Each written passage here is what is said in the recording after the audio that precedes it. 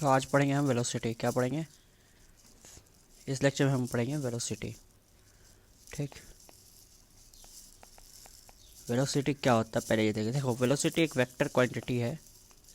Vector quantity बताते क्या होता है? जिसमें मैग्नीट्यूड और डायरेक्शन दोनों होता है। मैग्नीट्यूड वेक्टर क्वांटिटी है। ठीक है, ये है displacement of body per unit time. Displacement of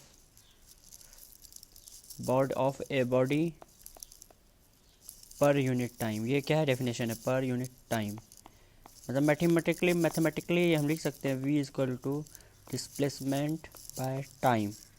ठीक, अब देखो वेलोसिटी एसआई यूनिट कैसे करोगे? डिस्प्लेसमेंट का होता है मीटर और टाइम का होता है सेकंड में, तो मीटर पर सेकंड हो जाएगा। ओके, अब वेलोसिटी जो होता है ना, ये टू टाइप्स के होते हैं वेलोसिटी। एक यूनिफॉर्म वेलोसिटी, दूसरा नॉन यूनिफॉर्म वेलोसिटी। क्या? Non uniform velocity. ओके, तो यूनिफॉर्म वेलोसिटी क्या होता है? Uniform velocity equal interval of time में इक्वल डिस्टेंस ट्रेवल करे। इक्वल इंटरवल ऑफ टाइम में इक्वल डिस्टेंस ट्रेवल करे। इक्वल डिस्प्लेसमेंट ट्रेवल करे। क्यों डिस्प्लेसमेंट? क्योंकि वेक्टर क्वांटिटी, तो वेक्टर की बात करेंगे। डिस्प्लेसमेंट भी वेक्टर क्वांटिटी, डिस्प्लेसमेंट ट्रेवल करे। लेकिन यही चीज़ स्पीड में बोलेंगे, तो वहाँ डिस्प्लेसमेंट की जगह डिस्टेंस आएगा। इक्वल इंटरवल ऑफ टाइम का मतलब क्या हुआ? मतलब 2 सेकंड 4 सेकंड के बीच में ये जो 2 सेकंड का गैप है, इसमें जितना डिस्टेंस ट्रेवल करेगा, डिस्प्लेसमेंट ट्रेवल करेगा, उतना ही 4 सेकंड और 6 सेकंड के बीच का जो 2 सेकंड है, उतना ही डिस्टेंस ट्रेवल। अगर 5 मीटर यहाँ है तो यहाँ भी 5 मीटर। 6 से 8 सेकंड के बीच का जो 2 सेकंड है गैप है, इसमें भी वो क्या करेगा? 5 ही मीटर ट्रेवल करेगा। तो यही इक्वल इंटरवल, दो का इंटरवल ले रहे हैं, दो का गैप ले रहे हैं, इक्वल डिस्टेंस ट्रेवल करेगा। नॉन यूनिफॉर्म इसी का उल्टा है, इक्वल इंटरवल ऑफ टाइम में इक्वल डिस्प्लेसमेंट ट्रेवल नहीं करेगा, इक्वल डिस्प्लेसमेंट नहीं होगा। ठीक, अब क्या होता है? यूनिफॉर्म वेलोसिटी में एक्चुअली होगा क्या? एक ए इक्वल टू जीरो होगा। मतलब ए इक्वल टू जीरो का मतलब है मैग्नीट्यूड भी जीरो होगा और क्या? डायरेक्शन भी कांस्टेंट रहेगा, डायरेक्शन भी चेंज नहीं होगा, डायरेक्शन नो चेंज। अगर डायरेक्शन में भी चेंज आता है मैग्नीट्यूड जीरो, तब भी एक्सेलेरेशन हो जाएगा। इसमें क्या होगा? A does not equal to zero, मतलब डायरेक्शन में भी चेंजेस हो सकता है, मैग्नीट्यूड में भी चेंजेस हो सकता है, ये होगा। ठीक, अब हमारा एक इंपॉर्टेंट टॉपिक है जो सबसे ज़्यादा क्वेश्चंस आते हैं न्यूमेरिकल बेस्ड में, वो आता है एवरेज वेलोसिटी पे। तो एवरेज वेलोसिटी का फॉर्मूला होता है total displacement by total time. हर चीज़ का एवरेज होता है, तो एवरेज वेलोसिटी का total displacement by total time.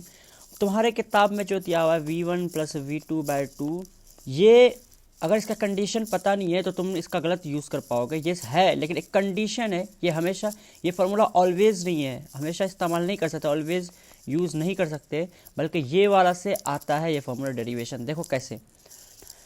Actually इसका कंडीशन ये है कि v1 और t1 की जो स्पीड है ना, वो सेम टाइम तक चले। जब बताता हूँ कैसे, कि देखो मान लो कि एक आदमी है, वो यहाँ से v1 की स्पीड से चलना शुरू किया ए से और बी को पहुँचा। फिर उसके बाद कुछ टी टाइम के बाद कुछ यहाँ पहुँचा, मान लो कहीं, मुझे नहीं पता कहाँ पहुँचा, यहाँ पर v2। फिर ये टी टाइम तक चला और बी पहुँच गया। तो शर्त ये है कि टाइम सेम होना चाहिए और v1 v2। तो इसका जो वी एवरेज क्या होगा?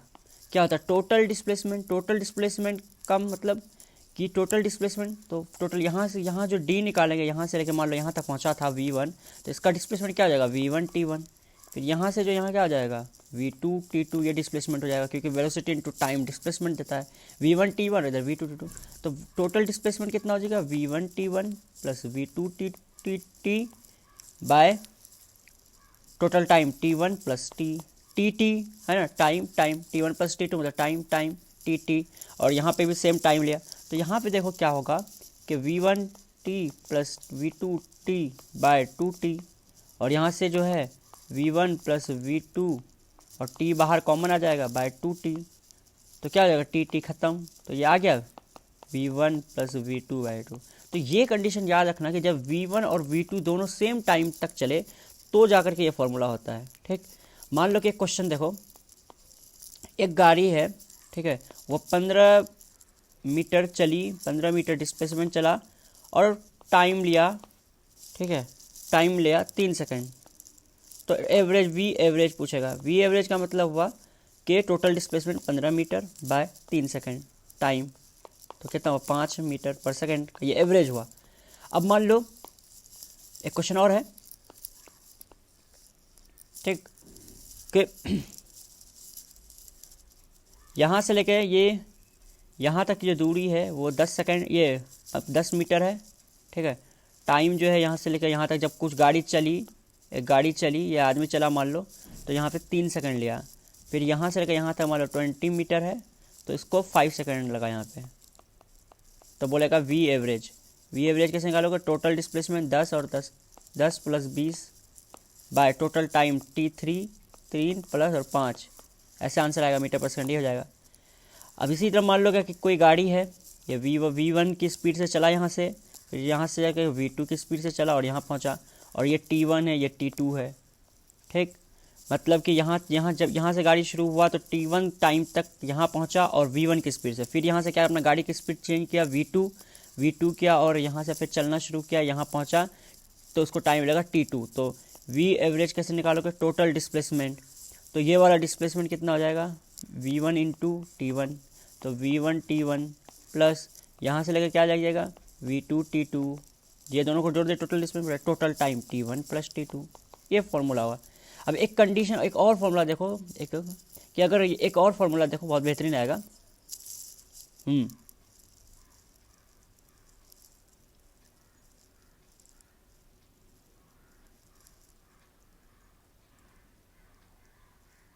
ओके, अब देखो एक क्वेश्चन देखो, ये टोटल डिस्प्लेसमेंट D है, ठीक, और ये मिड पॉइंट है। ये क्वेश्चन देखो, मिड पॉइंट है, ये मिड पॉइंट है। यहाँ से V1 की स्पीड से चला, यहाँ पहुँचा, फिर यहाँ से V2 की स्पीड कर लिया, ठीक। तो बताओ कि फाइंड V एवरेज, तो कैसे निकालेंगे? ये मिड पॉइंट है, इसका मतलब जब मिड पॉइंट है इसका मतलब कि ये वाला जो है ये D/2 है, मतलब है ना, अरे हाँ कि नहीं? तो ये अगर D/2 है तो ये भी D/2 है, मिड पॉइंट है ना, आधा आधा में बांट दिया, तो टोटल डिस्प्लेसमेंट क्या होगा? V average total displacement D ही रहेगा। यहाँ से लेकर यहाँ तक की बात कर रहे हैं तो D रहेगा बाय टोटल टाइम। तो टाइम यहाँ पर कैसे निकालेंगे? तो टाइम इक्वल टू क्या हो जाएगा? डिस्प्लेसमेंट बाय वेलोसिटी, है ना। तो यहाँ पर क्या होगा? D/2 इंटू 1/V1, ये क्या आ जाएगा हमारा? टाइम, क्योंकि D/2 इस डिस्प्लेसमेंट है यहाँ से लेकर यहाँ तक, और V1 की स्पीड है। तो सेम केस में यहाँ क्या हो जाएगा? डिस्प्लेसमेंट D/2 बाय V होता है इंटू, तो 1/V2 भी लिख सकते हैं। तो हम टोटल टाइम क्या आ जाएगा यहाँ पर?